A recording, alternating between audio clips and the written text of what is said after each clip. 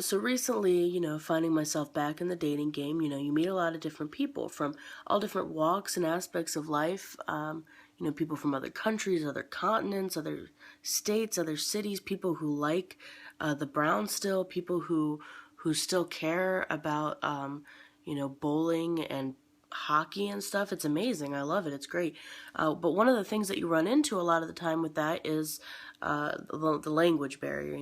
You have people that, even if they do speak the same language as you, sometimes it's just hard to communicate. That's just the way things go, and you got to work through that. You got to accommodate and figure out ways to prove you're right in arguments. A little bit more creatively than you would normally do. You also have to, just kind of figure out ways to, you know, get the other person to do or not do things. It takes a little bit more effort, and when you're trying to talk about the weather and stuff, you say that you hate the rain, and they think that you're saying that you love the rain. Whatever, it's difficult.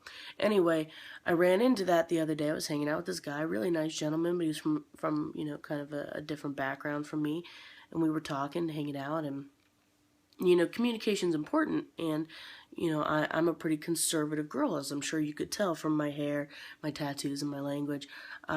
And I don't do casual sex. I just don't. And I think that's fair. It's fine for me to do that, but it wouldn't be fair for me to not tell people. That would be like being a vegan and going to a dinner party and not telling the host that you were a vegan. You don't necessarily have to. You're not obligated, but boy, it would sure be polite to just make it known that you don't want meat on the menu. You don't eat it.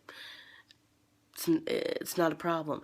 So I tell people up front, like I want to kick it, I want to get to know you, like all that, but I don't do casual sex. I don't just sleep with people off rip.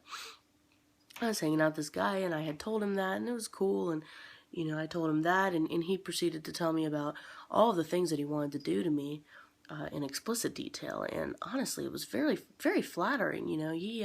He clearly wanted to take care of me. It was very sweet of him, but that language barrier is just difficult. I kept saying no, and he kept hearing yes. It took a while to work through it. Just different backgrounds, different cultures is the things you gotta to learn to deal with today. Yeah. So we finally did figure it out. Finally did explain it to him, and then he chilled, and it was cool, and went home, and I thanked him for being a gentleman. And he said, "You have no idea how hard it was." And I said, "That's very flattering, thank you." And then he sent me a dick pic. Seems fair.